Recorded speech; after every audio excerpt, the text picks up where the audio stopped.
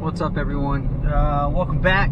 It's dyno day. So about 2 months ago, we put a cam in. Rocky Mountain Competitive Research put that in for us here in the Springs. We're going to go back to a place called TGA Performance, and that's where I threw the dyno on the first time. And so, you know, we're going to use the same dyno. Atmospherics seem about the same. Overall, I mean, the truck feels way different. It's night and day. It feels way better.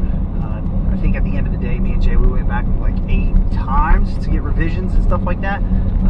Talked a little bit about this and that, but overall, pretty happy. I think we'll be somewhere in the 45 to 50 wheel gain. Time will tell. I think the previous dyno was 313. I'll put a link in the description so you can actually go back and reference it if you want to for yourself. But we're on our way, and stay tuned, man. It's gonna be a good day.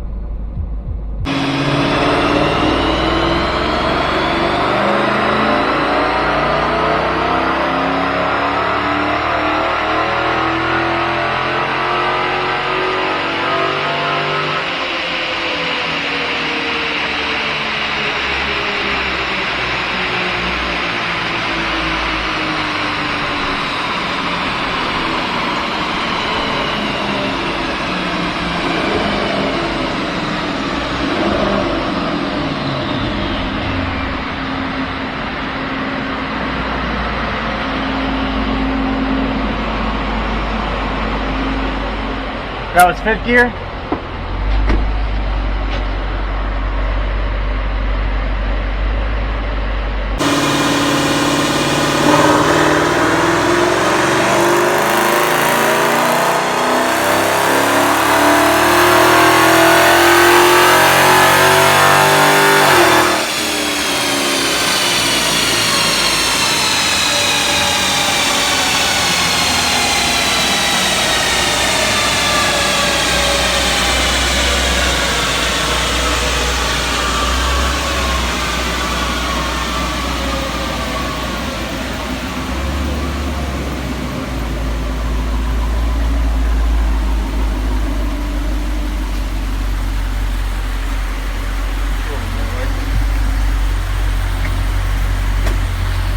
This one's 4th gear, correct?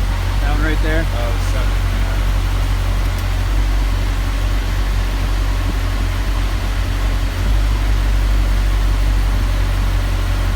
And that's the 4th gear pull?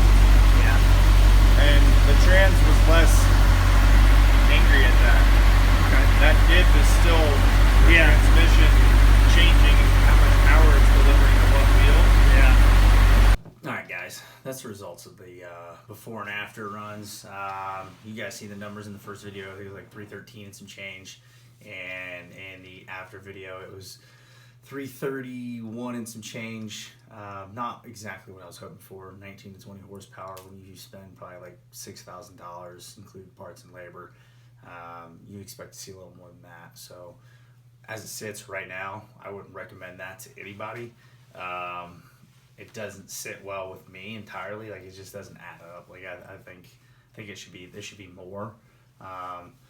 With that said, there's a couple, I think, couple reasonings for it. One, it may be the dyno. I was talking to the guy who runs the dyno, and he says, like, right around the 4,000 mark, it kind of bogs down. And it might be the intelligence between the, the transfer case on the all-wheel drive application that's saying, hey, one wheel's turning faster than the other, so now it puts power to the back wheel or the front wheel, whatever the case may be, whatever wheel's not spinning as fast.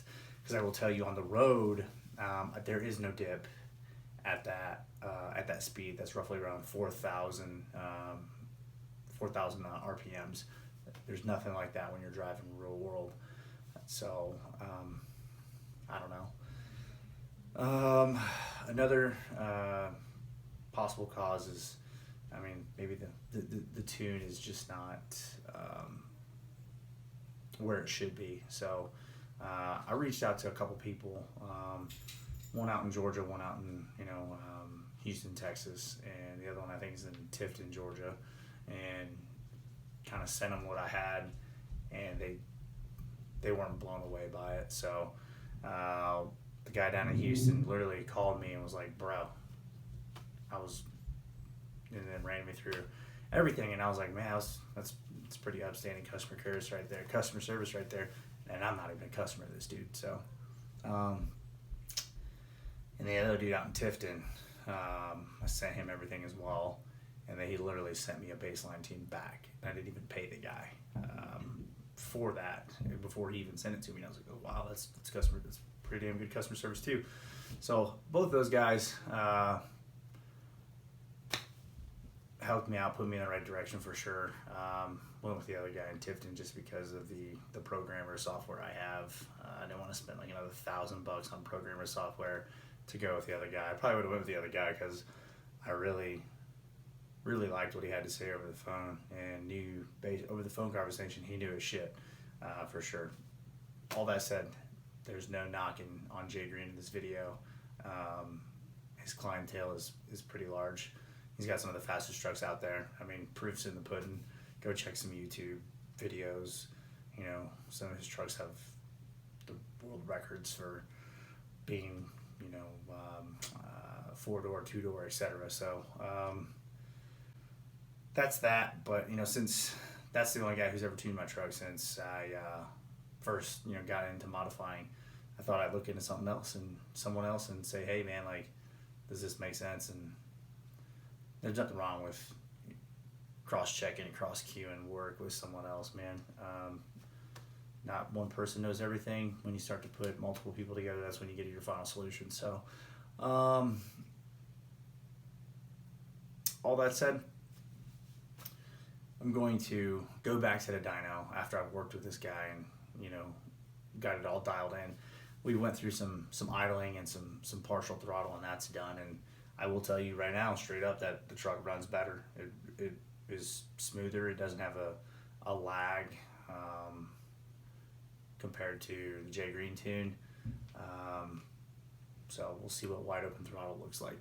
There's a couple other people. There's actually another guy who put me onto it, so he put me onto that guy. So I reached out to him, and then after that's all said and done, we're good with wide open throttle tuning. We're gonna go back to the dyno, compare the two. I mainly want to go back to the dyno and see what it puts down back from the 313. But then I'm also going to compare the two numbers between the two tunes I got, and then I'm also going to run quarter mile.